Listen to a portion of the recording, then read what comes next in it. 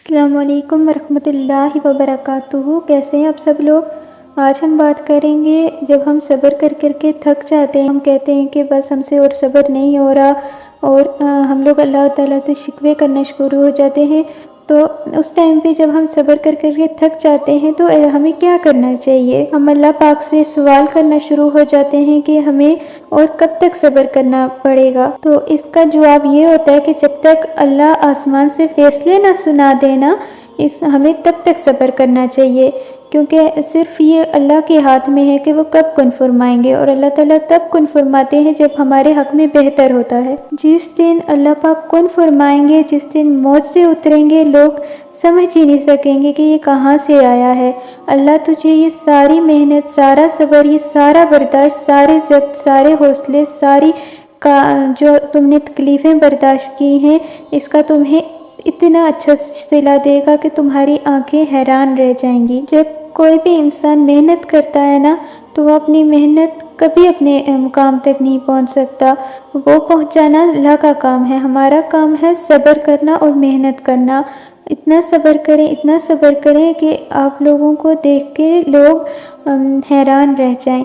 اور جب ہمیں صبر کرنے لگتے ہیں تب ہمیں یہ زندگی بہت آسان لگنے لگتی ہے، کیونکہ ہمارے دل میں یہ ہوتا ہے کہ ہم جو صبر کر رہے ہیں اس کا ہمیں بہت اچھا صلہ دیا جائے گا، اور ہمارے دل میں یہ ایک اطمینان ہوتا ہے کہ اللہ ہمارے ساتھ ہے، اور صبر کی زندگی، صبر کی راہ بہت آسان ہو جاتی ہے، کیونکہ ہم یہ فیصلہ کر کے صبر کرنا شروع کر دیتے ہیں۔ ہمارے دل میں یہ ہوتا ہے کہ جو بھی کرے گا اللہ اس میں ہمارے لیے ہی بہتری ہوگی، کیونکہ اللہ ہمیشہ انسان کی بہتری کے لیے فیصلے کرتے ہیں۔ قرآن پاک میں بہت مرتبہ صبر کی تلقین کی گئی ہے۔ میرے نبی پاک نے کہا ہے کہ صبر سے کام لو۔ When Prophet صلی اللہ علیہ وآلہ وسلم peace be upon him says be patient, remember this advice come from one who lost both parents and 6 of his children during his life۔ یہ بات سنی ہوئی ہے کہ صبر ایک فن ہے اور ہر کوئی فنکار نہیں ہوتا۔ صبر کے لیے بھی کسی کو چنا جاتا ہے، اور صبر کے لیے اللہ پاک اپنے نیک بندوں کو ہی چنتے ہیں، جنہیں وہ صبر کے لیے انہیں پتہ ہوتا ہے کہ یہ میرا بندہ ہے اور یہ صبر کرے گا۔ ہر کسی کو صبر کے لیے نہیں چنا جاتا۔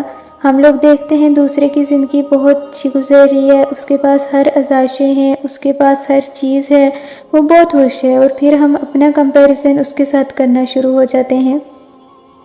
کبھی بھی اپنا کمپیریزن کسی کے ساتھ نہ کریں، کیونکہ اللہ پاک نے اگر آپ کو صبر کے لیے چنا ہے تو آپ میں اللہ پاک نے کچھ خوبی دیکھی ہوگی۔ اگر اتنا مانگنے کے بعد بھی اللہ پاک نہیں آپ کو عطا کر رہے ہیں تو مینس کہ اللہ پاک کو آپ کا مانگنا بہت پسند آیا ہوا ہے۔ تو اسی لیے جب وہ ذات آپ کی آواز سننا چاہتی ہے تو آپ کیوں نہ صبر کریں گے؟ جب بھی کبھی مشکلوں میں ہوں، آزمائشوں میں ہوں، اسے ایک بات یاد رکھنا کہ ہمیشہ صبر سے کام لینا۔ جب بھی مانگ کے تھک جائیں، کبھی حوصلہ ٹوٹ رہا ہو، تو اپنے نبی پاک کو یاد کر لینا، جن پر اتنی آزمائشیں آئی لیکن انہوں نے کبھی بھی اللہ سے کوئی شکوہ نہیں کیا۔ تو ان کی اگر ہم چاہتے ہیں کہ اپنے نبی پاک صلی اللہ علیہ وآلہ وسلم کی ہم پیروی کریں، تو سب سے بہتر یہ کہ ہم صبر کریں۔ ہر مشکل، ہر آزمائش میں ہم لوگ صبر سے کام لیں، تبھی ہم اللہ کے بھی اور نبی پاک کے بھی قریب ہو سکتے ہیں۔ اور آزمائشیں آتی ہیں تو وہ آپ کو ٹیسٹ کرنے کے لیے نہیں بلکہ آپ کو کچھ سکھانے کے لیے آتی ہیں۔ اگر آپ کو اس ٹائم آپ کو صبر کرنا پڑ رہا ہے نا، تو اگلا لمحہ انشاءاللہ وہ آپ کے لیے بہترین ہوگا، جس میں آپ کو خوشیاں نصیب ہوں گی۔ اللہ پاک ہم سب کو صراط مستقیم پہ چلنے کی توفیق عطا فرمائے، آمین۔